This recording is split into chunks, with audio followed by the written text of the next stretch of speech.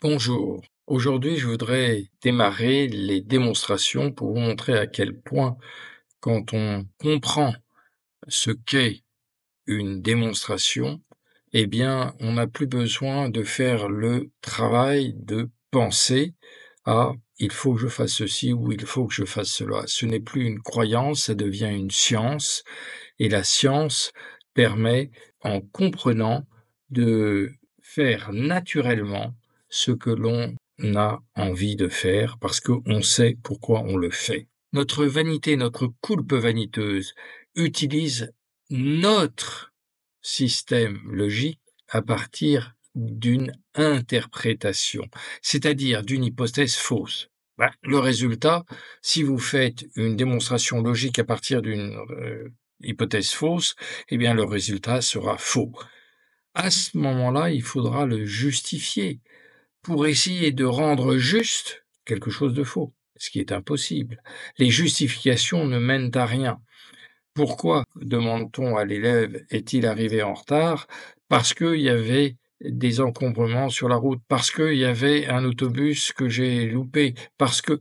Non, parce que tu t'es levé un peu trop tard et avec 5 minutes en partant 5 minutes en avance, eh bien, tu n'aurais pas loupé ton bus, même s'il y avait eu des encombrements, tu ne serais pas arrivé en retard, etc. Donc, c'est un peu de ta faute. C'est dommage, difficile à dire, mais c'est la vérité. Et la vérité soulage, alors que le mensonge accable.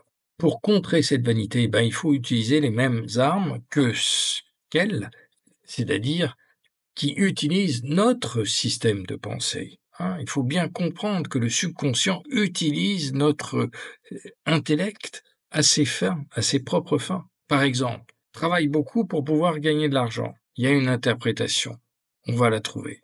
On arrive à un conflit intérieur et finalement à ne pas gagner d'argent.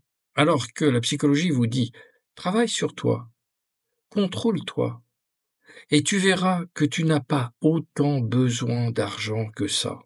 À ce moment-là, vous serez libéré de du résultat à obtenir, et si vous êtes libéré du résultat à obtenir, vous commencerez à gagner de l'argent. Et peut-être beaucoup plus que ce que votre vanité pensait vous donner. Ça, voyez-vous, c'est exactement le paradoxe positif. Alors maintenant, on va essayer de voir et de démontrer ça, enfin de voir à quel point, voilà. Le travail n'implique pas obligatoirement de gagner de l'argent. La recherche d'un résultat, en général, bloque la personne et donc le résultat. En général, si vous avez un résultat que vous cherchez absolument, eh bien, vous vous exaltez. Et l'exaltation implique l'inhibition. Ça, c'est une démonstration dans le sens que, on l'a vu, c'est la loi d'ambivalence. Toute exaltation correspond à une inhibition. De même, intensité. Plus vous chercherez à gagner de l'argent, moins vous en gagnerez. Alors que travailler sur soi implique de chercher une satisfaction, pas un résultat. Arrêtez de chercher un résultat. Cherchez la satisfaction. Et en cherchant la satisfaction, vous allez être heureux. Si vous êtes heureux, eh bien la solution va vous être apportée par le monde extérieur. Entre autres, il peut concerner l'argent, mais il peut concerner bien d'autres choses, de vous réconcilier avec votre partenaire, d'élever correctement vos enfants, etc. Parce que gagner beaucoup d'argent et avoir des enfants mal élevés, ça ne sert à rien. C'est générateur de troubles et de difficultés.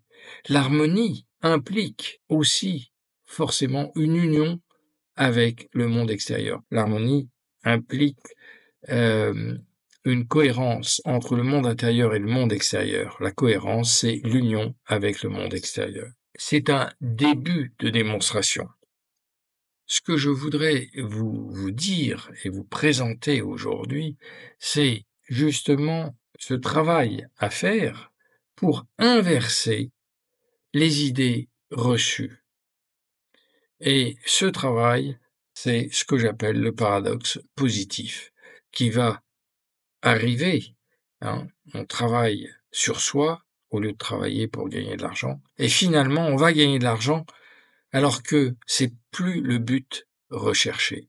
et à partir du moment où c'est plus le but recherché, eh bien, on en va en gagner. C'est contraire au dox, c'est contraire à la convention qui dit: «Plus on travaille, plus on gagne d'argent». Ça, c'est une convention fausse. En quel point et en quel sens c'est une interprétation que plus on travaille, plus on va gagner d'argent?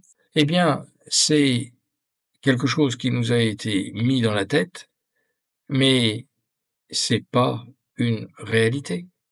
Parce que plus on cherche un résultat et moins on l'obtient.